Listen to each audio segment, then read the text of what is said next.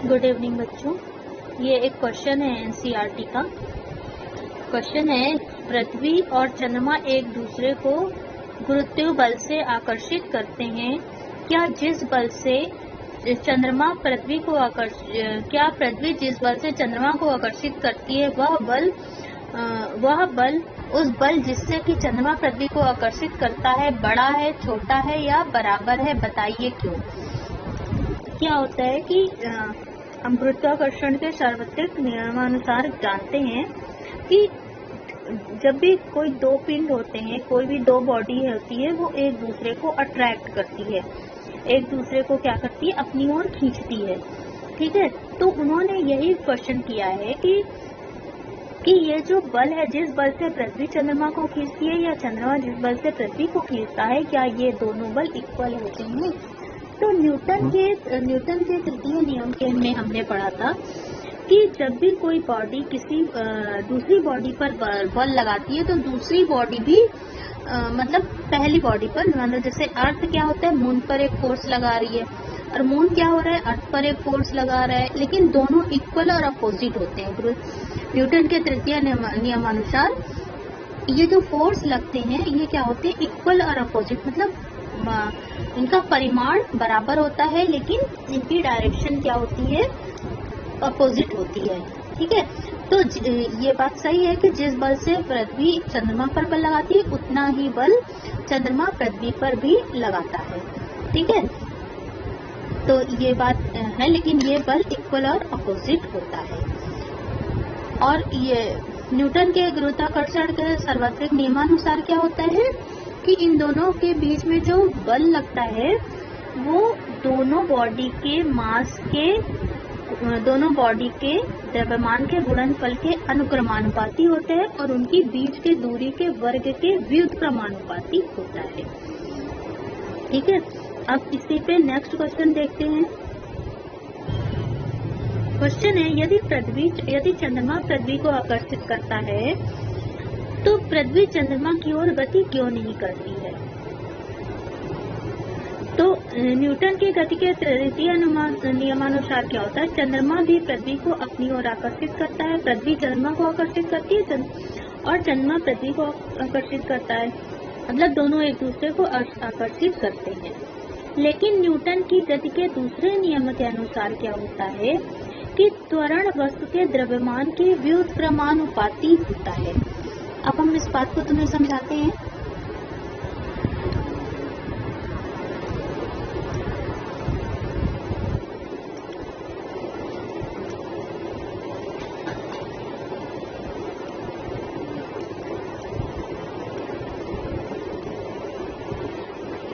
मान लो ये तुम्हारी अर्थ है, ये अर्थ है और ये अब मून का जो मास है वो चंद्रमा की अपेक्षा 100 गुना छोटा है और पृथ्वी क्या है, जो मून है वो पृथ्वी की अपेक्षा 100 गुना छोटा है। पृथ्वी क्या है, चंद्रमा की 100 गुना बड़ी है। और जो त्वरण होता है, त्वरण बताते हैं, त्वरण क्या होता है, मास के व्युत्क्रमानुपाती है। मतलब त्वरण का मतलब होता है कि वेग परिवर्तन की दर, हमने बताया है कि मतलब वेग करना, ये समझ लो। अभी यहाँ पर त्वरण का मतलब समझ लो गति, कि जो पृथ्वी का मास क्या है, ये पृथ्वी है, पृथ्वी का मास बहुत ज्यादा है। ठीक है, बहुत ज्यादा होने की वजह से क्या हो रहा है, इसमें जो गति होगी वो नहीं होगी। लेकिन चंद्रमा क्या है, इसकी ओर इसका मास क्या है, कम है, तो इसकी गति होगी। लेकिन वास्तव में ये तुम्हारे बुक में ये कॉन्सेप्ट दिया है, लेकिन वास्तव में ऐसा होता नहीं है। क्यों?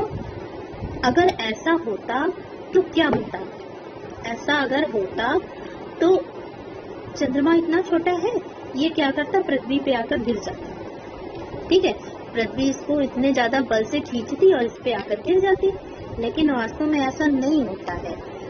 पृथ्वी के चारों ओर चंद्रमा चक्कर लगाता है, पृथ्वी के चारों ओर क्या करता है, चंद्रमा चक्कर लगाता है ना। ये हम सभी जानते हैं कि पृथ्वी के चारों ओर क्या करता है, चंद्रमा चक्कर लगाता है। तो कौन सा बल ऐसा कार्य करता है जिसकी वजह से चंद्रमा एक निश्चित कक्षा में रुका हुआ है, इस पे गिरता नहीं है? यहाँ पर एक फोर्स लगता है अभिकेंद्रीय बल, ठीक है। जैसे कि कभी हम किसी भी डोरी में कोई कंकड़ बांध लें और उसको नचाएं तो क्या होता है, वो सर्कुलर पाथ में, वृत्तीय पथ पर क्या करता है, कंकड़ चक्कर लगाने लगता है। तो जैसे ही अगर मान लो बाई चांस हमारे हाथ से वो धागा छूट जाए तो वो क्या करता है, क्या हमारे पास धागा कंकड़ हमारे पास आता है? नहीं, बाहर की ओर चला जाता है। कि जब भी कोई पार्टिकल्स वृत्तीय पथ पर चक्कर लगाता है तो उस पे दो फोर्स कार्य करते हैं। एक लगता है अभिकेंद्रीय बल, एक फोर्स लगता है अभिकेंद्रीय बल लगता है, दूसरा अभिकेंद्र बल। जैसे ये बॉडी है जिसके चारों ओर चक्कर लगा रही है, यहाँ पर ये कौन सा बल लगता है, अभिकेंद्र बल। अभिकेंद्र बल। और दूसरा जो एक फोर्स है अपोजिट डायरेक्शन में, इसको बोलते हैं अपकेंद्रीय बल।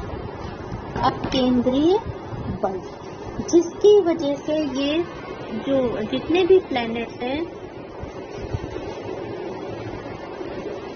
क्या करते हैं, अपनी ही कक्षा में चक्कर लगाते हैं। ऐसा नहीं है कि वो चक्कर लगाते लगाते गिर जाए। तो ये जब मून अर्थ के चारों ओर चक्कर लगाता है तो ये बैलेंस्ड रहता है अभिकेंद्र बल और अपकेंद्रीय बल के द्वारा, ठीक है। वो मास वाली बात जो है बहुत हद तक तुम्हारे कोर्स में, क्योंकि अभिकेंद्र बल और अपकेंद्र बल का वर्णन नहीं है, ये आगे की बड़ी कक्षाओं में है। इस वजह से इसका लॉजिक यहाँ पर त्वरण और मास के रिलेशन से दिया गया है। हाँ, तुमको लॉजिक जो दिया गया है, इसका जो एक्सप्लेनेशन दिया है, त्वरण और मास को रिलेट करके दिया गया है कि मास जो त्वरण क्या है, मास के व्युत्क्रमानुपाती होता है। जितना ज्यादा मास होगा उतना कम त्वरण होगा, यानी वो गति नहीं कर पाएगा, ठीक है। लेकिन वास्तव में ये जो लॉजिक है ये बहुत सही नहीं है। ये अभिकेंद्र बल और अपकेंद्र बल के द्वारा होता है। दो वस्तुओं के बीच लगने वाले गुरुत्वाकर्षण बल क्या होगा यदि एक वस्तु का द्रव्यमान दुगना कर दिया जाए?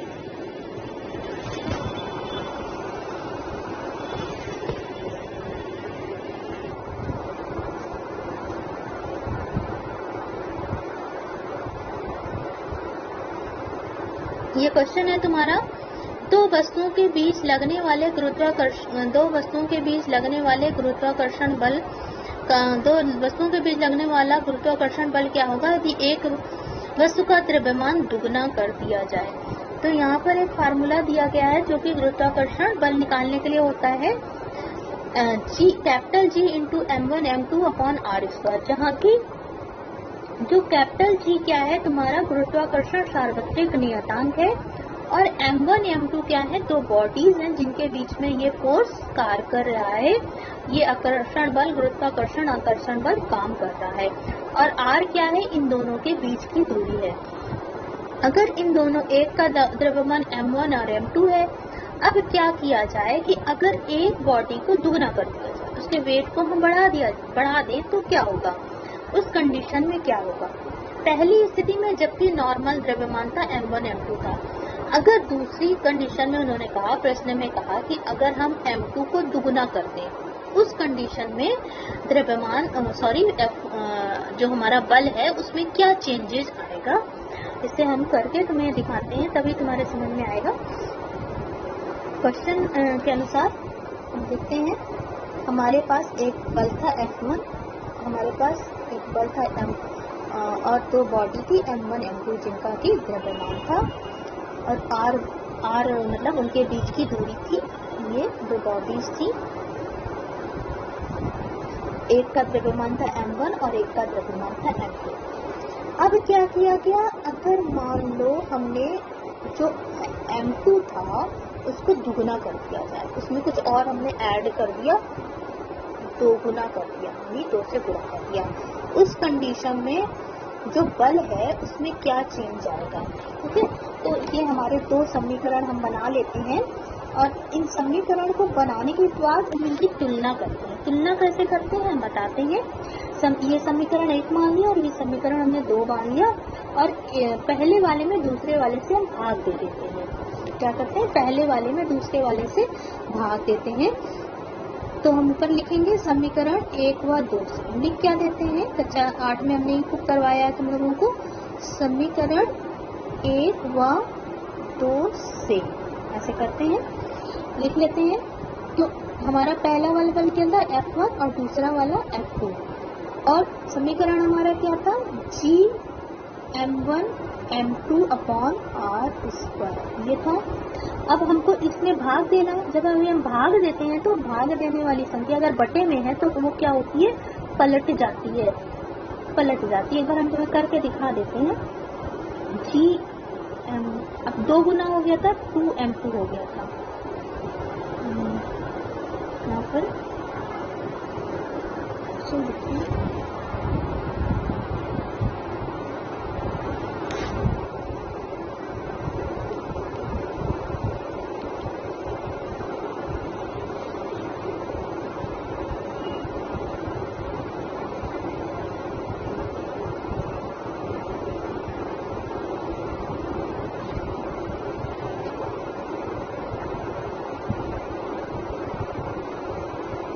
जब भाग देते हैं जैसे भाग का चिन्ह लगाते हैं, Gm1 उसी तरह है और जो दूसरा वाला था उसको हमने 2 गुना कर दिया था और ये r स्क्वायर। जब भी हम भिन्न वाली संख्या को भिन्न वाली संख्या से भाग देते हैं तो हमने बताया था इसको, क्लास 8 में इसको सिखाया है। क्या होती है, अंश वाली गुणे का चिन्ह लग जाता है और संख्या पलट जाती है, ऐसे हो जाता है। जिन बच्चों ने ध्यान से पढ़ा होगा उनको याद होगा, ये 2 था, ये पलट गई। तो अब क्या होगा, आर स्क्वायर ऊपर भी है, आर स्क्वायर नीचे भी है। हमने दूरी नहीं चेंज की थी, हमने सिर्फ द्रव्यमान चेंज किया था। आर स्क्वायर कट गया, जी से जी कट गया, m1 से m1 कट गया, m2 से m2 कट गया। अब हमारे पास नीचे क्या बचा, 2, ये क्या है, 2 है। तो हमारे पास बचा F1 अपॉन F2 बराबर 1/2, ये बचा था। अब क्या होगा, क्रॉस मल्टीप्लिकेशन हो जाएगा। ये F2 का गुणा 1 से हो गया तो ये F2 बराबर क्या आया, 2F1। जो हमारा फोर्स हुआ दोबारा, जो F2 हो गया वो F1 का 2 गुना हो गया। पहले की अपेक्षा अगर हमने द्रव्यमान को दुगना कर दिया, किसी भी एक पार्टिकल्स के द्रव्यमान को दुगना कर दिया तो फोर्स में क्या बदलाव आया, फोर्स भी दुगना हो गया। ठीक है, देखो F2 क्या है, F1 का 2 गुना हो गया। तो पहले 2 न्यूटन का फोर्स लग रहा था, अगर हमने द्रव्यमान को चेंज कर दिया तो अब फोर्स कितना लगेगा। जो पहले मान लो F1 कितना था, 2 था, तो दूसरी कंडीशन में F2 कितना हो जाएगा, 2 गुणे 2 यानी 4, 2 गुना हो गया, 4 हो गया यानी 2 गुना हो गया। नेक्स्ट क्वेश्चन पे चल, ये मैंने लगा के तुम लोगों को दिखाया था, ये लगाया है एक पेज में, आप पूरा नहीं आया था तो दूसरे पेज में लगा कर दिखाया है। दूसरा क्वेश्चन क्या है, इसी क्वेश्चन में नेक्स्ट क्वेश्चन है सेकंड, वस्तुओं के बीच की दूरी 2 गुनी अथवा 3 गुनी कर दी जाए तो क्या होगा।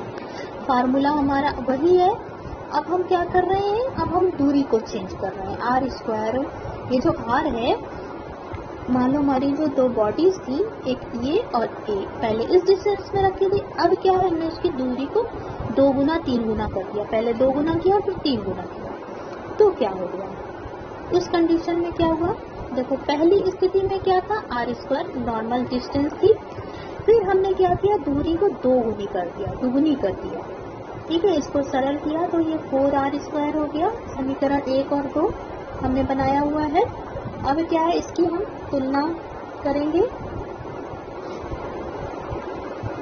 ये हमने तुलना करके दिखाया हुआ है। तो सेकंड कंडीशन में क्या हो गया है, जब हम देखते हैं, जब दूरी को 2 गुनी करते हैं तो F2 F1 का 1/4 रह गया, मतलब एक चौथाई रह गया है। और जब 3 गुनी कर देते हैं दूरी तो क्या होता है, दोबारा जो फोर्स में चेंज आता है वो पहले वाले का 1/9 भाग रह जाता है। 1/9 यानी 1/9 भाग रह जाता है। इसको भी हम करके दिखा देते हैं तुम लोगों को, ताकि तुम लोग जब लगाओ तो अच्छे से समझ में आ जाए। देखो क्या था हमारा फार्मूला हमारा क्या था, F इक्वल टू क्या होता है, capital G m1 m2 upon r। ठीक है, जब ये हमारी दो बॉडीज हैं, इनके बीच की दूरी क्या है, r है, नॉर्मल r है, और इनका द्रव्यमान, एक का द्रव्यमान m और एक का द्रव्यमान m2 है। अब हम क्या कर रहे हैं, पहली कंडीशन में ये था, दूसरी कंडीशन में क्या हो रहा है, ये F1 मांग रहे थे तो इसको F2। हमारे जो द्रव्यमान थे वो तो सेम थे, लेकिन उनके बीच की जो दूरी थी वो अब हमने क्या की, बढ़ा दिया। मान लो कि यहाँ रखा था और दूसरा यहाँ, ये कुछ नहीं है, हमने उसकी बीच की दूरी क्या है, दुगनी कर दी, 2r कर दी। उस कंडीशन में क्या होता है, तो G m1 हमने द्रव्यमान में कोई चेंज नहीं किया है और दूरी क्या हो गई, 2r बढ़ा दिया, ये हो गई। अब क्या है, अब इसको सरल कर लेंगे। पहला वाला तो वैसे की वैसे लिख लेते हैं, F1 G m1 m2 upon r square, और दूसरे वाले को सरल कर लिया, इसको हम समीकरण 1 मान लेंगे, और दूसरे वाले को G m1 m2, और ये जो r स्क्वायर 2r हो गया था ना, तो 2, जैसे मान लो ये 2r है और स्क्वायर ऐसे लगा हुआ है, तो इसको सरल करेंगे तो 2 का स्क्वायर क्या होता है, 4 और r स्क्वायर, इसको हम समीकरण 2 मान लेंगे, सेकंड मान लिया इसको। अब क्या करेंगे, हमको तुलना करनी है तो पहले वाले में दूसरे वाले से भाग दे देंगे। देखते हैं भाग, जैसे F1 अपॉन F2 ये लिख दिया, और G m1 m2 और ये r स्क्वायर, जैसे कि हमने बताया था भाग देने में भाग देते हैं तो भाग का चिन्ह लगाते हैं और समीकरण वैसे लिख लेते हैं। फिर जब दो भिन्न वाली संख्याओं में भाग देते हैं तो क्या होता है कि ऐसे भाग देके दिखा देते हैं, G m1 m2 भाग का चिन्ह लगाया, यहाँ ये m2 है, और 4r स्क्वायर ऐसे था हमारे पास। तो अब क्या होगा, G m1 m2 और ये m2 है और r स्क्वायर, अब ये भाग वाला चिन्ह गुणे के चिन्ह में बदल जाएगा और ये वाली संख्या पलट जाएगी, 4r स्क्वायर ऊपर चला जाएगा, G m1 m2 ऐसे हो जाएगा। ये पूरा कट गया और ये भी पूरा कट गया, r स्क्वायर से r स्क्वायर कट गया। अब हमारे पास क्या बचा, F1 upon F2 equal to 4, ये हमारे पास बचा। लिखते हैं F1 upon F2 equal to 4। तो जो हमारा F2 है वो क्या हुआ, ये क्रॉस मल्टीप्लिकेशन F1 के नीचे आ जाएगा 4, तो जो F2 है वो पहले का 1/4 रह गया, 1/4 ही रह गया, बहुत कम हो गया। जो पहले 100 था, 100 न्यूटन था, अब जब दूरी बढ़ा दिया तो वो 25 न्यूटन ही बचा। ठीक है, किसी भी संख्या का 1/4 करने का मतलब है कि उसको हम 4 से भाग देंगे, तो पहले का क्या हुआ, पहले का 1/4 ही रह गया।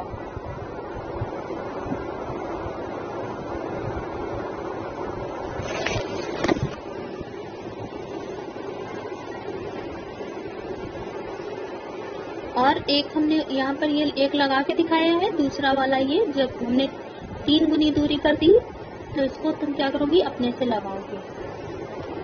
अब है क्वेश्चन, मुक्त पतन का त्वरण क्या होता है। हम जानते हैं जब भी कोई वस्तु गिरती है तो क्या होता है, उसमें एक क्या होता है, त्वरण उत्पन्न हो जाता है। पृथ्वी के गुरुत्वाकर्षण बल के कारण क्या होता है, एक समान त्वरण उत्पन्न हो जाता है। ठीक है, जब कोई वस्तु पृथ्वी की ओर गिरती है तो उसमें त्वरण उत्पन्न होता है। यह त्वरण पृथ्वी के गुरुत्वाकर्षण बल के कारण है, इसलिए इसका नाम गुरुत्वीय त्वरण या गुरुत्व दिया गया है। गुरुत्वाकर्षण बल के कारण है, इसलिए इसका नाम गुरुत्वीय त्वरण है, इसे जी के द्वारा लिखा जाता है और इसका जो वैल्यू होती है 9.8 मीटर पर सेकंड स्क्वायर होती है। दूसरा क्वेश्चन है कि पृथ्वी या किसी वस्तु के बीच गुरुत्वीय बल को क्या कहते हैं? तो जो गुरुत्वीय बल है उसको गुरुत्व भी कहते हैं। फिर एक क्वेश्चन है कि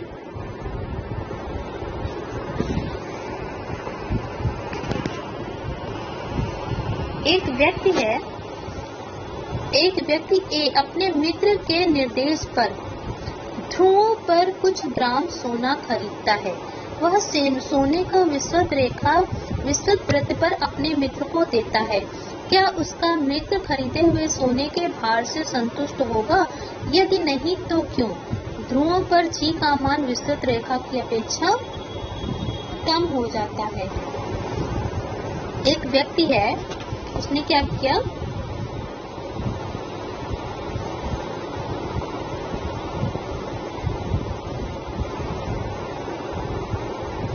उसने सोना खरीदा। कहाँ पर खरीदा? ध्रुव पर। ध्रुव क्या होता है? जो हमारी पृथ्वी है वो इलिप्टिकल शेप की है, पूरी गोल सर क्या कहेंगे उसको, बॉल नुमा ना होकर ये थोड़ी सी चपटी है, मतलब ओवल शेप में कह सकते हैं। तो इसका जो त्रिज्या है वो हर जगह क्या होगी? समान नहीं होगी।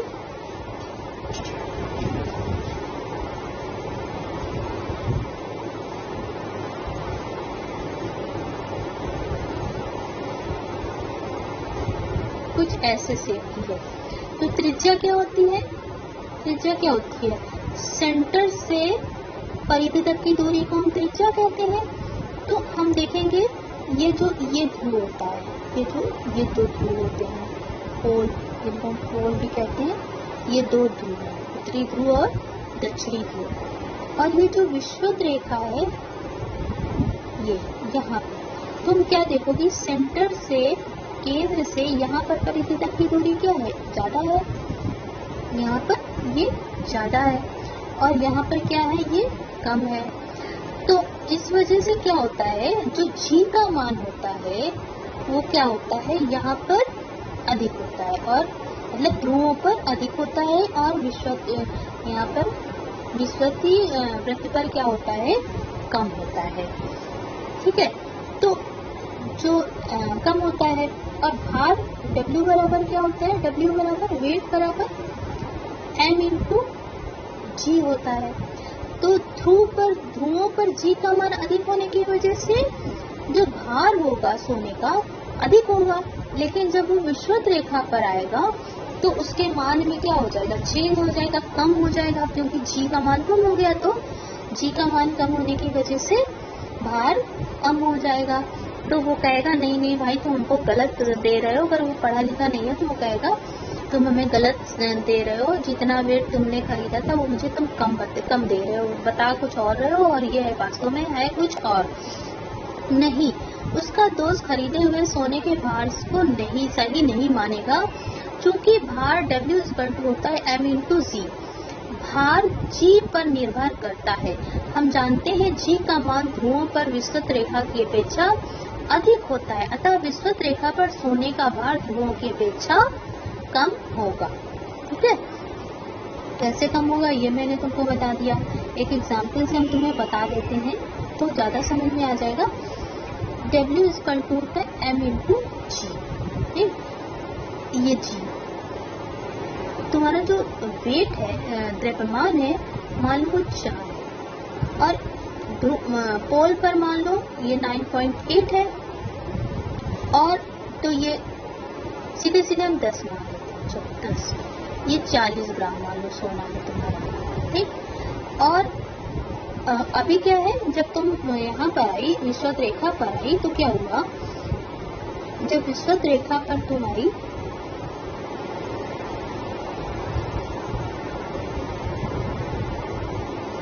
जब तुम विषुवत रेखा पर आ गई तो क्या हुआ? मान लो जो तुम्हारा द्रव्यमान था वो तो 4 ग्राम ही रहा, 4 ही है, और यहाँ पर जो जी का मान था मान लो कितना हो जाए? 4 हो जाए। तो क्या हो जाएगा? 5 32 कम हो गया, इसलिए यहाँ पर भार कुछ और होगा।